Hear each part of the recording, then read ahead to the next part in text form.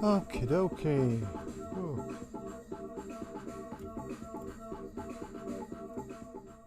Let's turn that down. Good evening, good evening, good evening, and good evening. Welcome. This is the Philosophy Research Discussions. This is my Monday night doing philosophy in public. I've been doing it for a while now. And these are sessions where I kind of think out loud in public. I kind of make notes, I'm doing my philosophy research, and then this is a way of kind of talking through those. So it's not lectures, it's not really seminars, it's kind of a little bit of a kind of slightly different from those. As I say, it's doing philosophy in public. I work on my stuff and then I kind of share it with the world. Right, and let's let that finish off. I said let's let that finish off and stop. Right, so yes, what have we been up to? So for the last couple of weeks, or actually probably for about the last month, to be honest, let's get that marker started.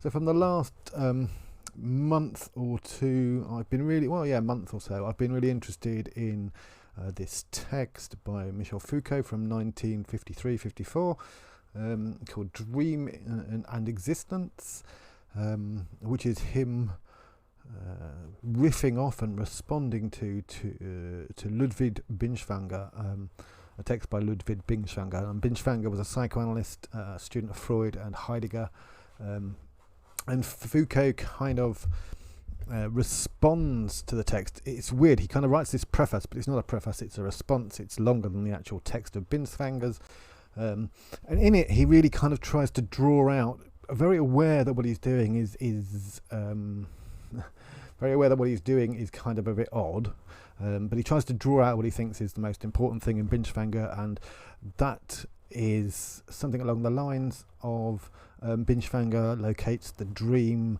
as the condition of freedom for the subject, but also importantly reorientates our thinking around the dream from a kind of a psychoanalytic and almost kind of more normal sense in which we think of the dream as kind of processing stuff that's happened in the past.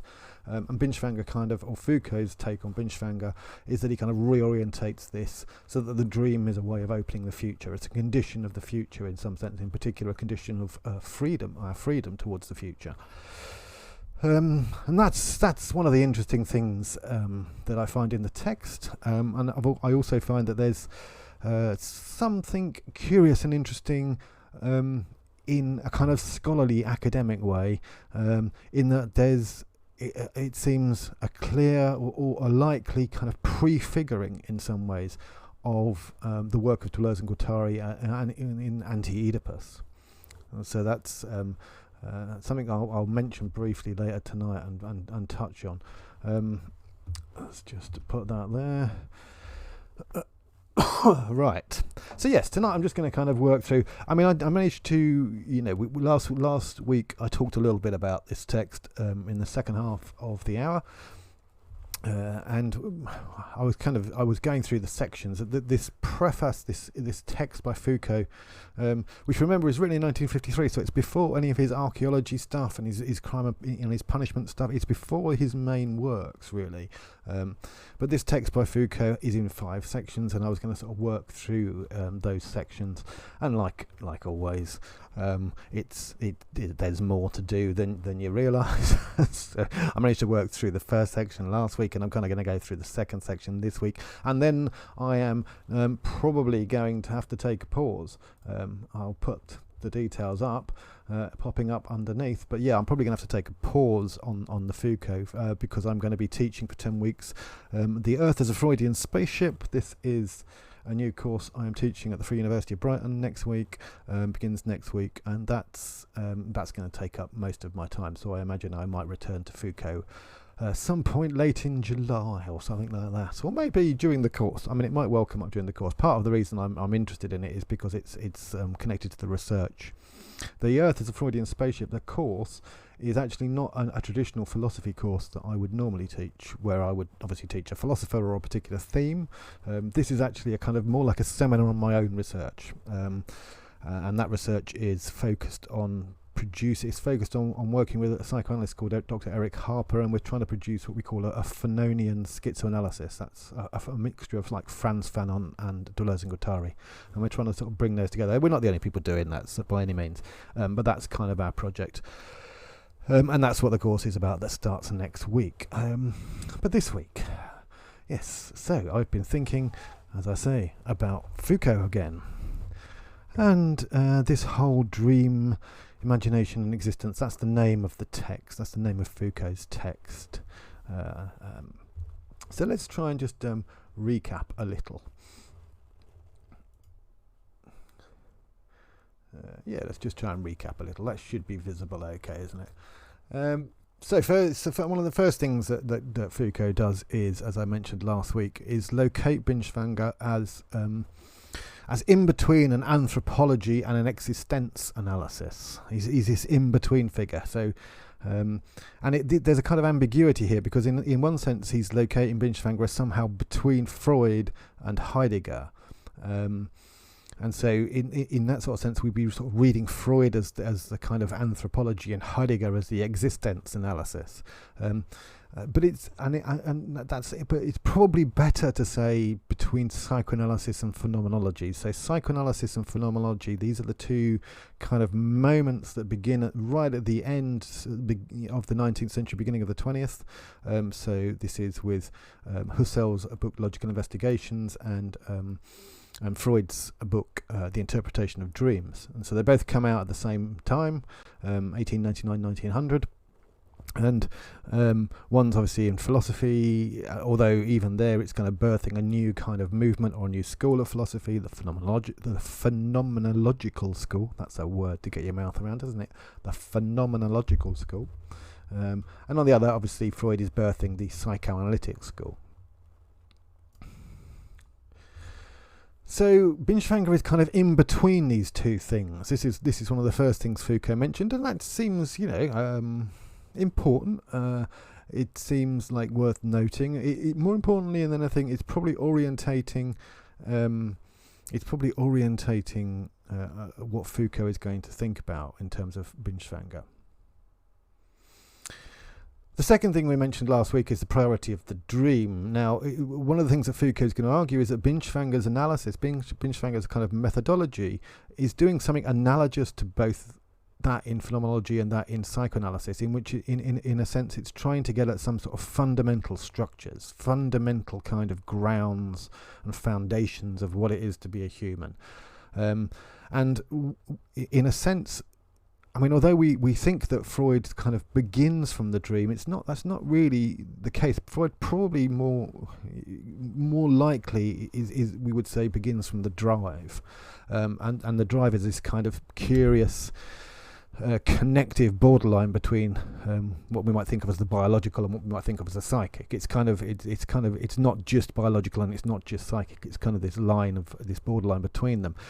And so Freud perhaps begins with the drive, and the dream is a kind of key moment in this. It's called the Royal Road to the Unconscious by Freud, for example.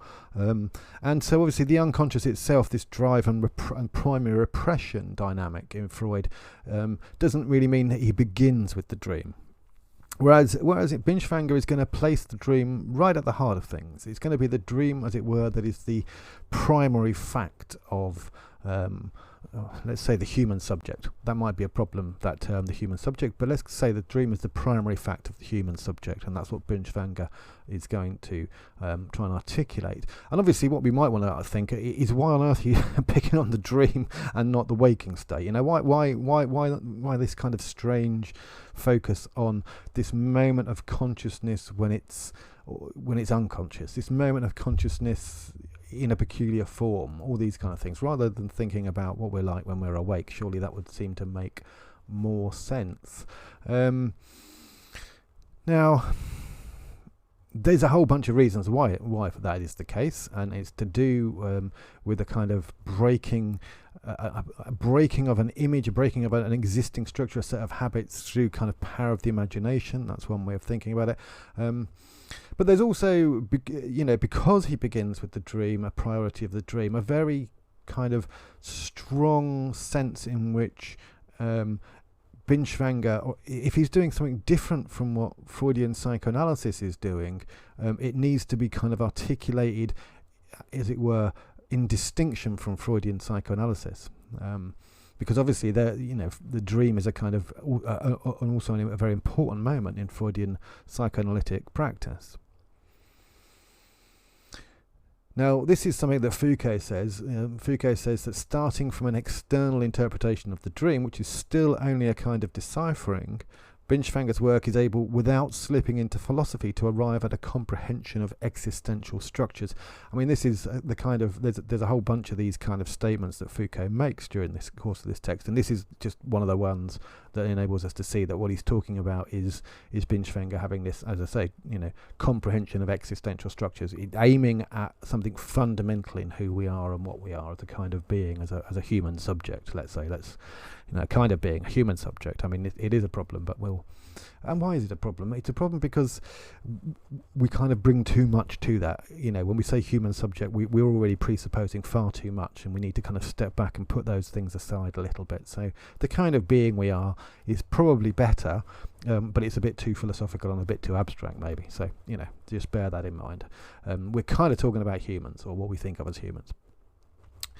And so this new concept, this is one of the things I was just to recap from last week, this new concept at the heart of this, as I mentioned, is a new way of conceiving of how meanings are manifested, which is plainly, Foucault thinks, one of the key elements of what Freud and Husserl are doing. They have a concept of structure, a kind of philosophy of the manifestation of meaning, and Binswanger and let's be clear, actually, Foucault in this situation is trying to articulate a different concept of how meanings are manifested. And as I say, this all leads up to this kind of moment towards the end of Foucault's text where the dream is posed as a condition of freedom, and in which the dream throughout this text is orientated towards the future rather than the past. And this is I think this is one of the things that really first interested me in this text, is this kind of shift and turn to think about the dream in a very different kind of way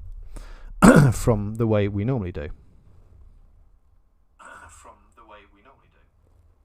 Just checking the sound there. Always worth checking the sound. So, interpretation. So what is this difference? What is this new kind of concept of the manifestation of meaning? What kind of differences is Foucault trying to bring in here? And this is where we get to section 2 of the text, and we find here is a discussion of phenomenology and psychoanalysis in relationship to two key words, index and signification. Now, as I mentioned last week, he's already kind of prefigured a bit of this by suggesting that there are different dynamics coming out of psychoanalysis, one of which we can sort of see picked up in Klein in relationship, let's say, to the image as fantasy, and the other in which we can perhaps see picked up in Lacan in relationship to the word. Now, obviously, that's quite crude. I mean, Lacan has this concept of the imago, for example, that's very, very powerful, and they both Freud and Lacan work with concepts of fantasy and image. But language, let's say in Lacan's case, and the imagination, if you like, in Klein's case, these seem to be, for Foucault, posed as two different ways of taking up and working with Freudian psychoanalytic ideas, and sort of going in not different directions, but almost going in parallel, but sort of working slightly differently.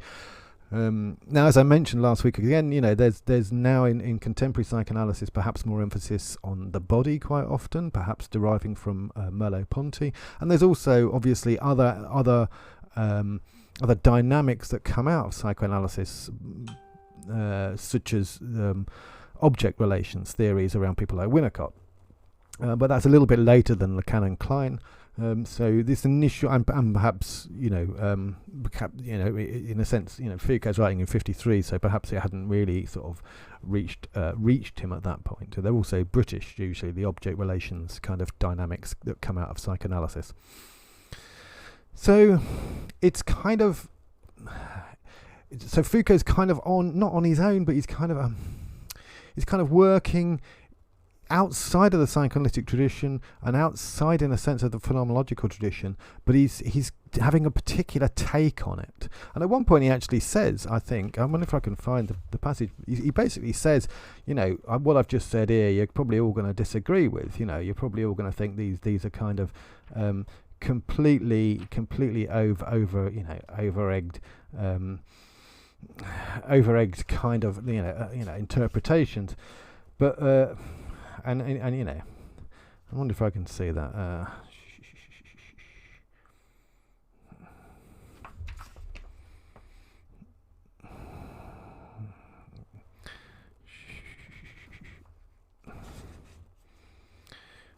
You can never quite find the bits you want at the moment you want them, can you? I mean, it's why I try and produce some notes. And obviously, if this was a lecture, I would have obviously just be sticking with my notes. Anyway, I would maybe look at that another time. But yeah, at one point in the text, he says, the interpretations I'm giving here of both psychoanalysis and phenomenology are, kind of a bit off the wall. And the word index, I mean, it comes more from Charles Sanders Peirce, perhaps, than anything we might really think of in terms of psychoanalysis. But it also is within phenomenology. It's a key kind of element of Husserl's work in phenomenology, where he distinguishes between an index and a signification. So what is an index? Well, an index, I mean, one of the easiest ways of perhaps thinking about an index is in terms of the index of a book. You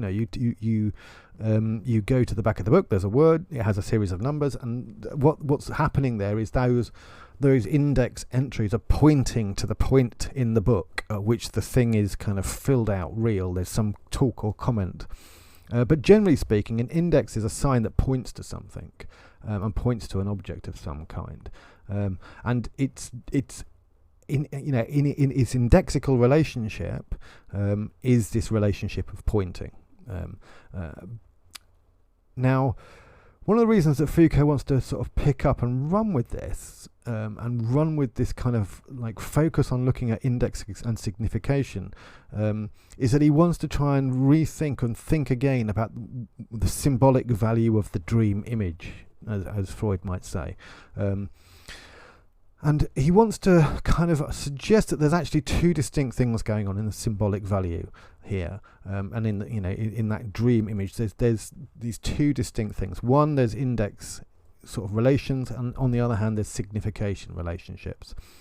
And so what is kind of clear is he's taking this index and signification distinction, which in some ways goes, it comes out of phenomenology. He's applying it or using it to try and critique psychoanalysis on the grounds of precisely this idea of the manifestation of meaning. The manifestation of meaning, the symbolic value of the dream image, working out what on earth that dream was about. The dream meant something, it's manifesting something, that's a manifestation of meaning, and it's, in the interpretation process, we try and sort of, as it were, go to the meaning that's being manifested, but in doing so, we presuppose that there is some sort of symbolic value to those dream images. And one of the things that Foucault is saying is, yes, but that notion of a symbolic value is actually conflating two very quite distinct things, one of which is index and the other, or the indexical, and the other of which is signification. And so at this moment, in a sense, it's clearly a critique of Freud. Now, what is a signification? If the index is something that points, it's a kind of sign that points to an object. Then signification, this is Foucault, is the global and significant link which founds the meaning of the dream material. And obviously, you can kind of see the difficulties here. Signification is the global and significant link. This is a kind of circular argument, a circular definition, and there's a difficulty here, and that would need to be unpacked. But what's What's interesting in that phrase is the global and significant link. And so in a sense, signification, it seems, as Foucault is presenting it here, is taken to be something like the bringing of all the elements into a whole. So there's going to be a dream made up of various different elements, various different images, various different, objects. Some of those objects are actually going to be indexical, pointing to other things. And some of those objects and some of those images are going to be, as it were, expressive of the significance of the dream directly. And in doing so, what the significance of the dream does, it kind of comes into existence whole, globally. And everything then is kind of reorganized into this significance. And in going back to try and work out what the dream meant, we're trying to sort of find our way into that moment at which we can see the unification take place, see it become a kind of coherent or semi-coherent whole. And so the index is, as I say, this kind of pointing relationship. Sign points to object, and signification is this kind of coherence relationship. Why these particular indexes are organized in this particular way, why these images are organized in this particular kind of way. It's still a little bit strange, isn't it? It is a hard text, this, and I was finding it quite difficult, and I keep working back through it, and each time getting a little bit more, I think, getting a little bit further into it, getting a little bit more understanding. But even now, I don't feel like I'm in no sense telling you exactly what this text is about, because even now I feel like I'm very, very much still learning what it's trying to say, and I may find that it's just obscure in the end, but I don't think so. I think there is something interesting here. But it's still, perhaps not entirely clear about this index signification thing. They're very technical and formal and sort of jargony kind of terms. And so it's worth looking at the way in which I think Foucault tries to expand on this. And he uses the example of the hunter, the index for the hunter, and footprints in the snow. Hence why, hence why this kind of image here. Now, this is to quote Foucault. This is page 39 of Dream and Existence. By itself, the index has no signification. This is one of the distinctions, the index and the signification.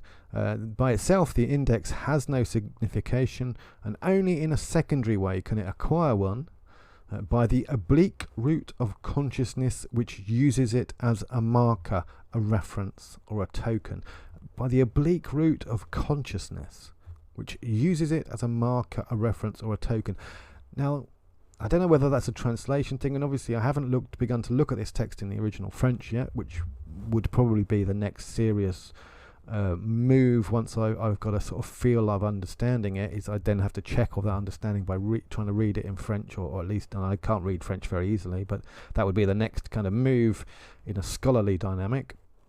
But I think, to me, when he says by the oblique route of consciousness which uses it as a marker, it's not the consciousness here that somehow gives it a special characteristic. It's not the fact that the index is connected to any consciousness whatsoever, and it's consciousness itself that somehow is magically, miraculously giving the index a kind of signification. Rather, it's the fact that the consciousness which uses it, and it's the using it that matters.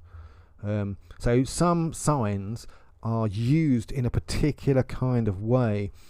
They operate as indexes only if they have the right kind of context, and the large element of that context is exactly contained in a kind of consciousness. But one of the things that's really interesting in this example is he precisely has two different consciousnesses. Okay, so I'm just going to read a little bit from Foucault at this point, from the text, because I think it kind of shows this this process, and it shows this kind of it shows both of these consciousnesses working.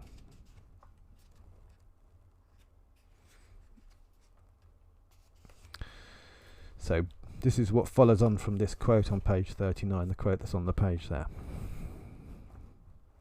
I see some holes in the snow, some regularly shaped stars, some crystalline shadows. A hunter would see the fresh tracks of a hare. We have here two lived situations.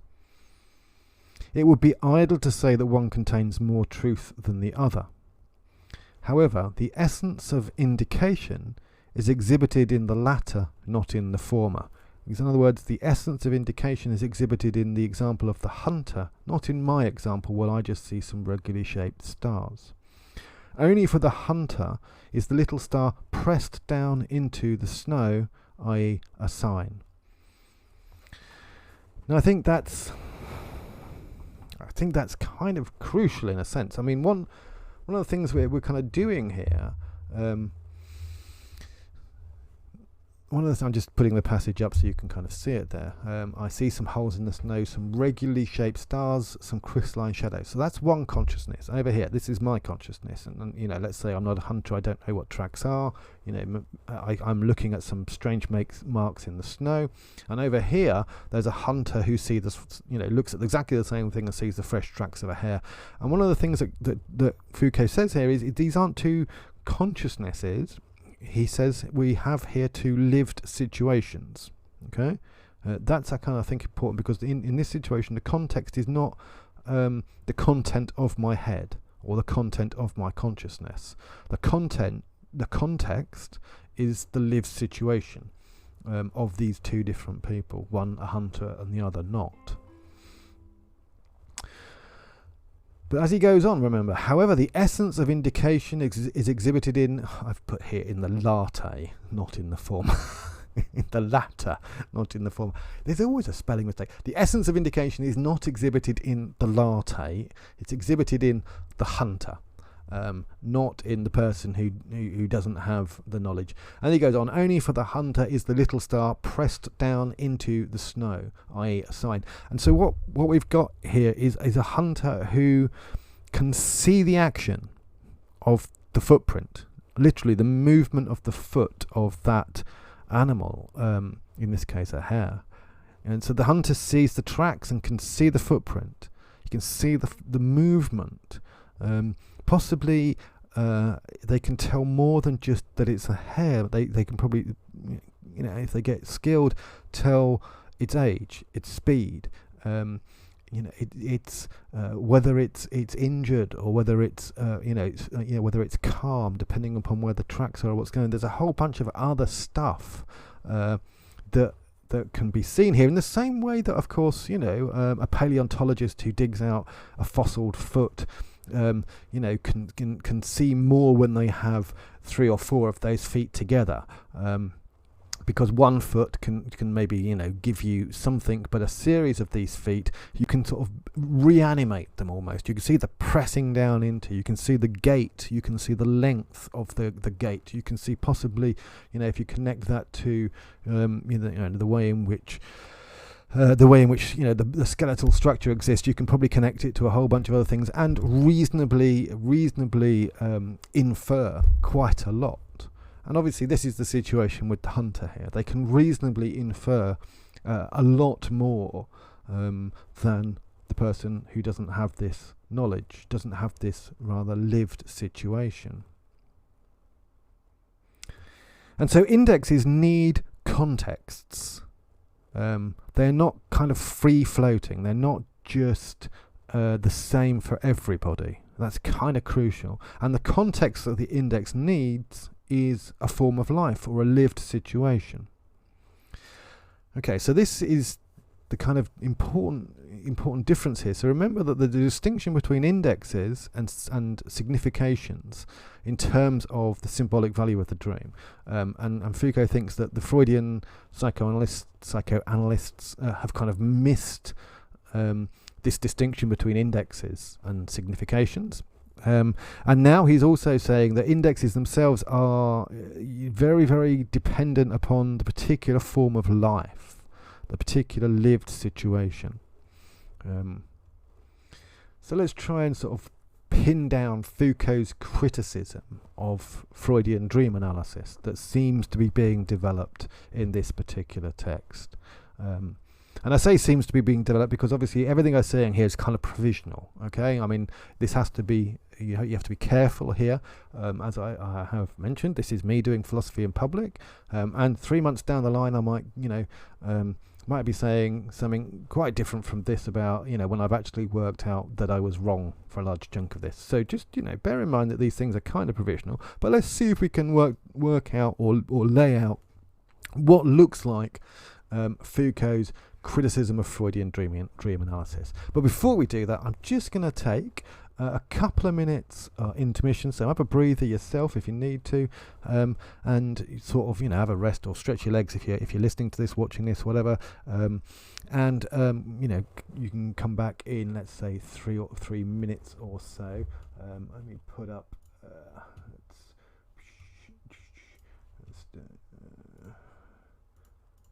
3 minutes.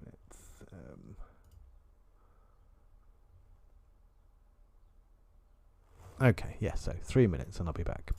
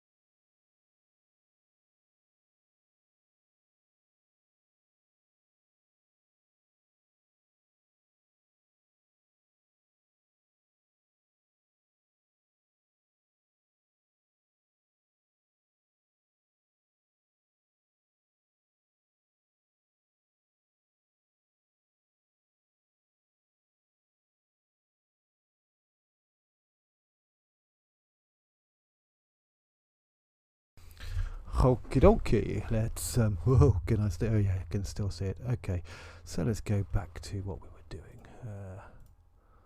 There we are. Okay, a quick marker.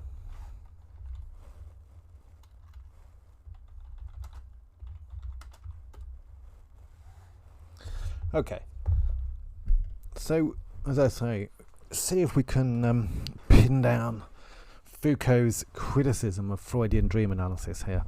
And before I do, let's just say thank you to the recent follows. Who are they? Let's have a quick look. Laurie Coombs. Oh, yeah, no, Laurie. Thank you for Laurie. Thank God, Emmanuel Holbein the Younger, and Ben Hudson Ford. Thank you. It's always good to get the follows. Currently, we're on 47. We're trying to get to 50. If you bump into us and you're able, give us a follow. And that's a really useful way of supporting the stream at the moment.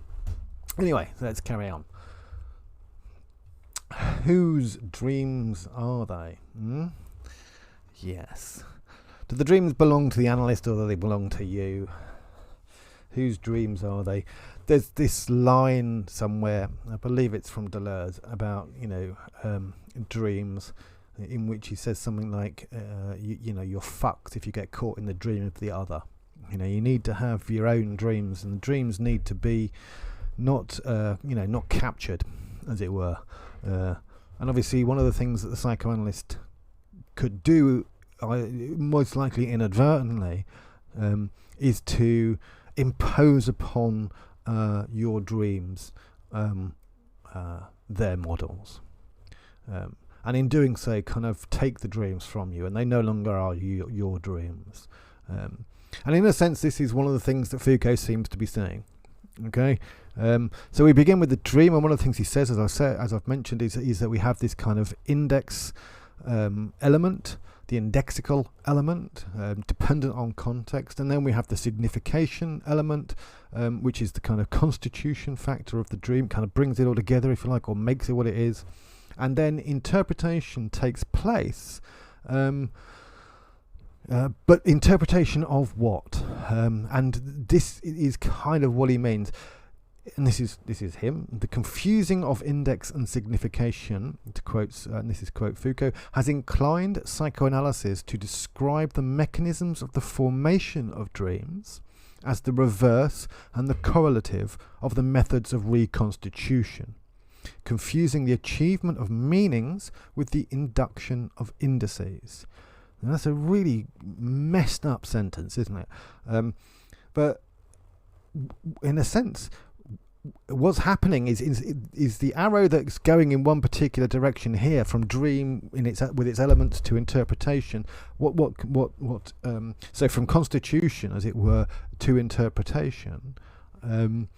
What's happening, he thinks, is that the interpretation is focused on the signification. It's focused on interpreting meaning. It's focused on interpreting signification, rather than focused on or able to clarify the kind of life form, the lived situation in which those indexes are able to index. So, in other words,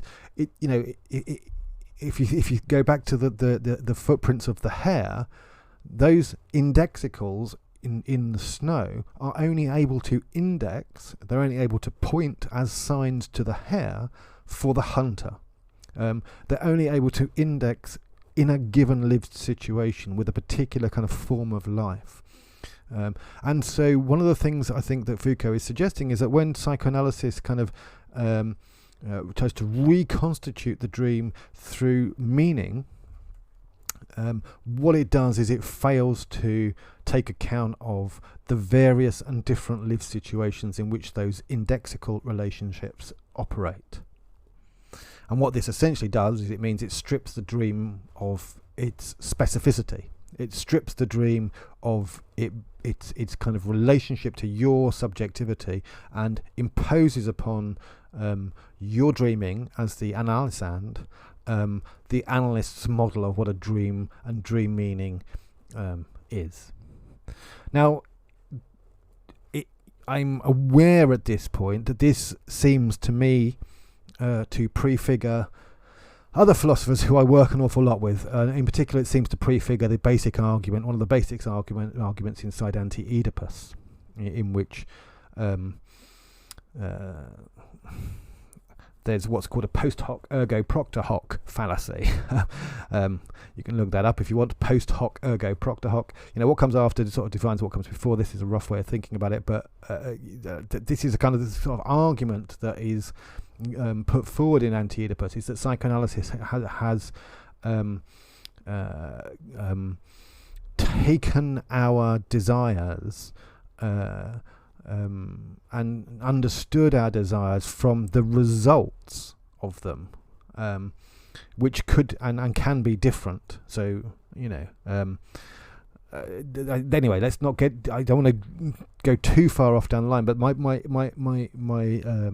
concern in terms of my own reading of Foucault here is that I might be reading too hard this background in Deleuze and Guattari's Anti-Oedipus, and I might be sort of thinking, that this is or seems like a prefiguring of Deleuze and Guattari's Anti-Oedipus, and I think that's kind of, it's worth being a little careful there. I mean, it is interesting that on page 41 of the text, there's this really kind of strange moment at which, we have, and remember this is 1953, so this is like 20 years before Anti-Oedipus, and 15 years before Difference and Repetition. But this is to quote Foucault at this point, and for those who are sort of vaguely familiar with Deleuze and Guattari, you might, and Deleuze as well, you might kind of hear why there's a kind of triggering going on, and why there's something that makes me think, is there some kind of background to what Deleuze was doing later?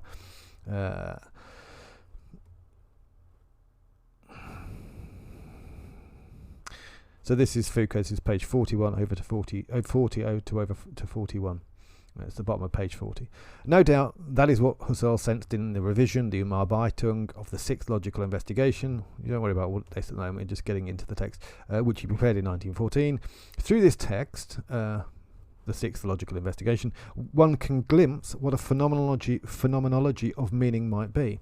One and the same feature characterize a symbol, such as a mathematical sign, a word or an image. Whether the word or the symbol be uttered or written, whether we abandon ourselves to the train of discourse or to the imagination's dreaming. Something new arises outside us, a little different from what we expected, by virtue of the resistance offered by imaginary material, verbal or symbolic, and also by virtue of the implications offered by the thing now constituted as significant.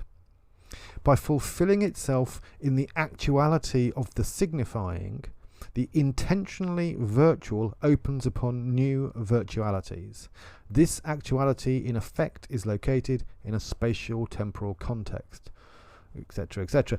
And it's that relationship to the way in which the virtual, this kind of intentional act, let's say, that the phenomenologists have, the virtual is kind of then made actual, and in doing so opens up another relationship to other virtuals, and that kind of virtual actual dynamic, and in particular that phrase, the actuality in effect is located in a spatial temporal context.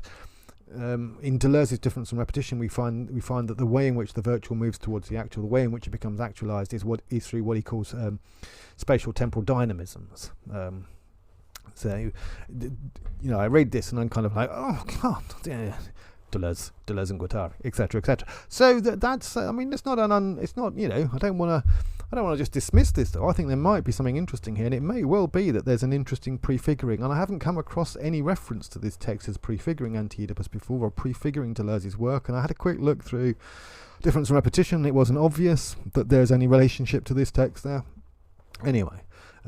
As I say, the argument here, Foucault's argument, seems to be that, in a sense, that if psychoanalysis confuses or doesn't distinguish clearly indexes and significations, then in its process of interpretation, all it works with are significations, and in doing so, it kind of misses the lived situation, the specificity of the dream, and kind of imposes these kind of meaning structures that become too generalized upon the individual's dreaming relationship, and so we lose our dreams in a sense within that process. Our phenomenology of the dream, this is Foucault, to be rigorous, must not fail to distinguish between indicative elements, which may designate for the analysis an objective situation they betoken, and significant contents, which constitute from within the dream experience. Okay, so this is Foucault trying to make his claim, as it were, about the role and importance of noticing, index and signification. A phenomenology of the dream, in other words, a description of the lived experience of the dream. To be rigorous, must not fail to distinguish between indicative elements, the index, which may designate for the analysis an objective situation they betoken, and significant contents, signification, which constitute from within the dream experience. So an index here, for example, let's say is a motorcycle jacket in a dream, which may point to or be a sign for, as it were, a sign that points to something like father, if we are to impose an Oedipal relationship to it, maybe.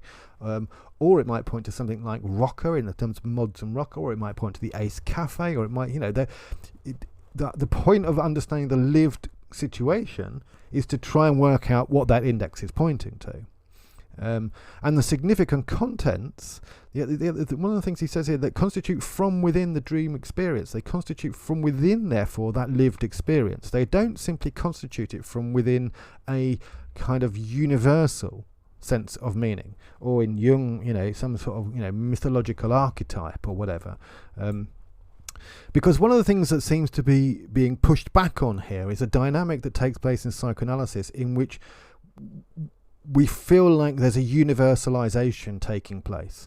And so Oedipus is a kind of universal structure, and all these kind of things, or the Jungian mythological archetypes are a universal structure. Or we have this thing with Joseph Campbell's hero story. These are kind of universal structures. And one of the problems of that is what happens if you take that approach is you in a sense steal difference from the different. You steal someone's dreams. And that I think is kind of problematic. So I just want to finish off by having a little bit of a look at this expressive act, because this is the as I think once Foucault has kind of diagnosed what he thinks is mistaken in Freudian psychoanalysis and in the way in which it deals with the symbolic value of dreams. Once he's trying to express this mistake that it makes in confusing index and signification, he wants to then push towards something that he thinks phenomenology itself also misses. And so we end up with this kind of critique of both phenomenology and psychoanalysis. And this begins from what's called the intentional act in phenomenology, which is essentially what phenomenology sort of takes to be the kind of foundation of meaning. If there isn't an intentional act, then there's no meaning operating here. But what Foucault wants to argue is that the intentional act of phenomenology reveals the expressive act, what he calls the expressive act. So the intentional act is crudely speaking, some form behind the specific acts of meaning. And what I mean by that is, if we distinguish, content and form, the form can be shared and the content can be different. A very classic example is and this is there are problems with this, but the form can be something like a wine bottle, and you can have different wines put in the wine bottle. Now, there is, if you're interested in critiques of that particular dynamic, that is sometimes called hylomorphic. Hylo, that is matter, and morph being shape, in which that form content distinction is taken in a particularly kind of problematic way, in which matter is kind of put into particular shapes. But putting that aside for a minute, we just want to use this kind of broad concept of form and content. And so the intentional act is in some sense the form of a specific act of meaning. And if you're wondering why we need to think about the form of a specific act of meaning, then think maybe about what makes the difference between something like a behavior and an action. Reflex behaviors are not actions by definition. But what is the difference? We can't be held responsible. The Dream Dictionary is only useful to the one who wrote it. Yes, I think that is. That's kind of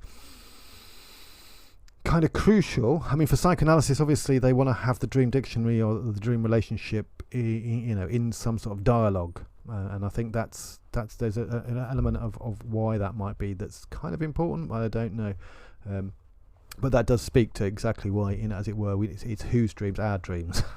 Like when I was thinking about this, I was thinking of that slogan, whose streets, our streets, and it's like whose dreams, our dreams, not yours. Thank you very much.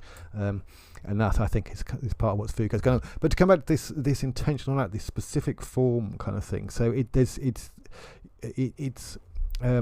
this idea that there's something constituted, there's some kind of thing that takes place specific here that constitutes a particular act as an act rather than just a behaviour.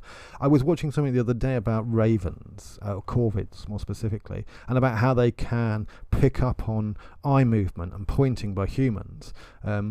And so in another sense, we might ask then, when does an animal see what I mean? So if they had, for example, 2 cups in front of them, there was a worm under one of them, and the human would look at the cup with the worm underneath it, and the corvid could pick it out. And one of the things that these animal scientists were talking about was, well, this shows that the ravens have what's called a theory of mind. In other words, that the ravens kind of think that the person in front of them has this conscious indexical relationship to the world, that they can point, and that there's a sign, the eye, that the direction of the eye that can act as an index pointing to a position in the world around. And so that form, if you like, of what it is to have a meaningful act, that kind of thing that meaningful acts share, if you like, in phenomenology, that's called the intentional act. And the intentional act is this, the shape or structure of a meaningful act, of any meaningful act. But it's an act that's fundamentally not founded, therefore, on the personal or the subjective. I don't just make up my own intentional act. I have to kind of participate in the rules of the game in some sense, because if you think about the rules of chess, I can only make a move in chess if I follow the rules, and it's something similar that's the thought behind this. I can only have, as it were, a meaningful act, supposedly. This is phenomenology. An intentional act is something in it is kind of sharing one of those rules. And so this is Foucault again. One and the same feature characterizes a symbol, such as a mathematical sign, a word, or an image, whether the word or the symbol be uttered or written. And this is his account of phenomenology, which is itself open to dispute. This is Foucault carrying on, again, still talking about phenomenology. Something new arises outside of us, a little different from what we expected, by virtue of the resistance offered by imaginary material, verbal or symbolic, and also by virtue of the implications offered by the thing now constituted as significant. So I don't get to choose the meanings of my words. The meanings of my words are kind of negotiated in the encounter of someone hearing them. That's a simplified way, maybe, but that's roughly what's being talked about here. He continues. And by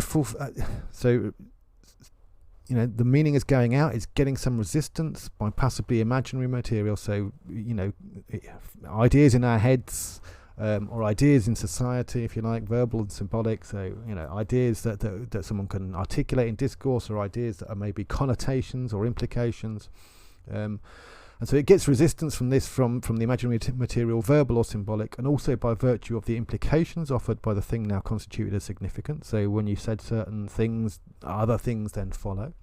And he continues, and by fulfilling itself in the actuality of the signifying, the intentional virtual opens up new virtualities. So this is the bit I was reading earlier.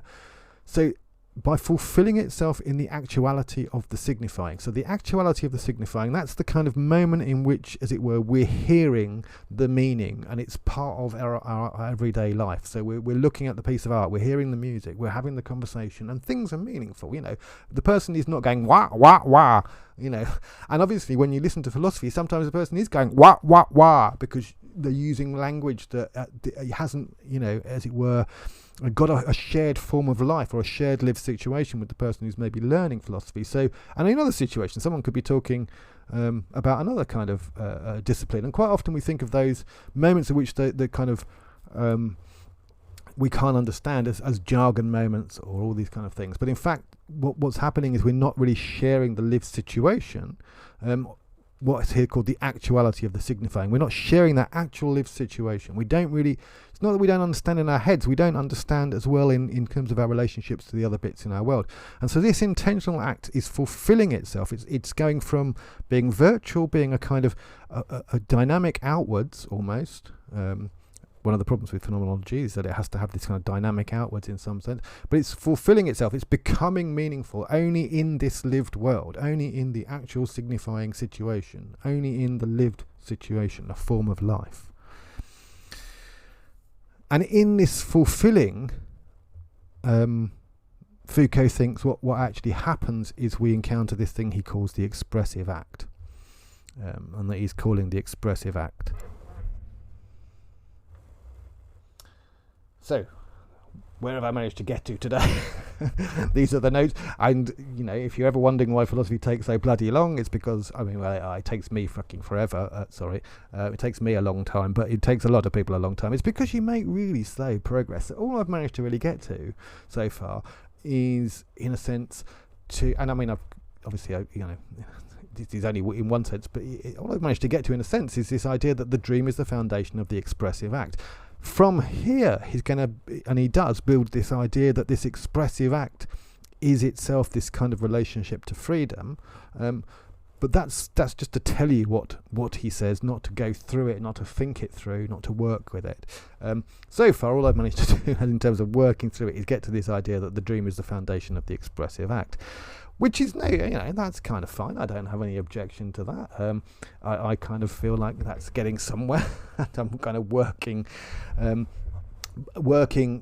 through things. And and it's important that this is for Foucault what he thinks Binswanger is doing as well. So when he thinks Binswanger is different from Freud or Husserl, or from Lacan or Klein, or from Jung, what he thinks Binswanger is specifying is that